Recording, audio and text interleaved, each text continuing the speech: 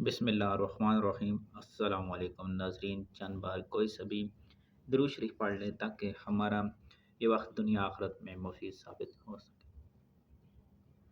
دن رات فاقوں میں ڈوبا ہوا خاندان کیسے دولت مند ہوا، آج یہ کالم ہم پڑھیں گے انشاءاللہ۔ مجھے یقین ہے اگر مکمل ویڈیو دیکھیں گے تو آپ کو بہت زیادہ نفع ہوا۔ چلتے ہیں اپنے کالم کی جانب۔ غربت اور بے روزگاری نے خوشیاں چھین لی۔ میری شہر میں ایک چھوٹی سی عطر کی دکان تھی جس سے بمشکل میرا گزر بسر ہوتا تھا۔ میرے حالات بہت خراب تھے۔ حالات کی تنگی کی وجہ سے بہت مشکل سے میں نے تعلیم حاصل کی۔ دراصل میرے والد واپڈا میں اکاؤنٹنٹ تھے۔ انہوں نے ساری زندگی حلال کمایا۔ اگر وہ چاہتے تو کہاں سے اپنا گھر بنا لیتے، لیکن اللہ کے فضل سے وہ ساری زندگی حلال کماتے رہے، اپنی ساری زندگی صرف ایک سائیکل خرید سکے۔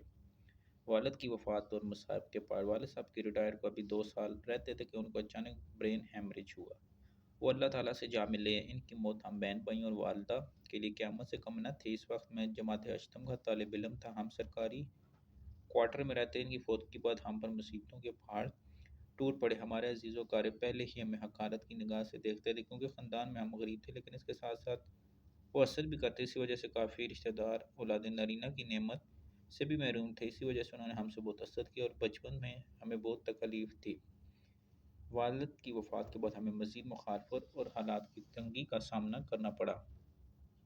بھائی نے پڑھائی ختم کرنے کے بعد گھر کا زیور بیچ کر مجھے ایک محدود سرمایہ سے ایک چھوٹی سی عطر کی دکان ڈال دی۔ 7 سال عطر کی دکان چلا کر مار مار کے صرف گھر کا خرچہ پورا ہوتا کیونکہ محدود پیمانے کے سرمایہ سے کام شروع کیا۔ والد صاحب کی وفات کے بعد میں ان کی جگہ نوکری کے لیے درخواست دی ہوئی تھی مگر نوکری نہ مل سکی۔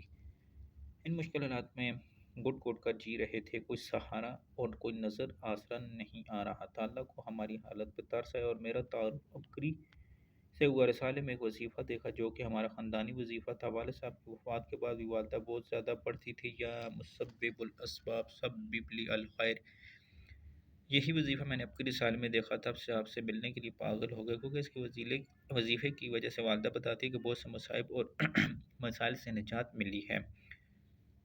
سرکاری نوکری میں آپ سے میری کلینک میں ملاقات ہوئی۔ آپ نے تسلی دی اور آپ نے مجھ سے اتنا بڑا تعاون کیا جس سے میں کبھی فراموش نہیں کر سکتا۔ میں نے رسالہ میں سورہ والضحیٰ کے یا کریم والے عمل کے بارے میں پڑھا۔ اس عمل کی آپ سے اجازت دی۔ میں نے یہ عمل دن میں بار بار تھوڑے تھوڑے وقفے کے ساتھ کرنا شروع کیا۔ عمل کرنے سے اللہ کے فضل اور آپ کی دعاؤں سے میری نوکری پکی ہو گئی۔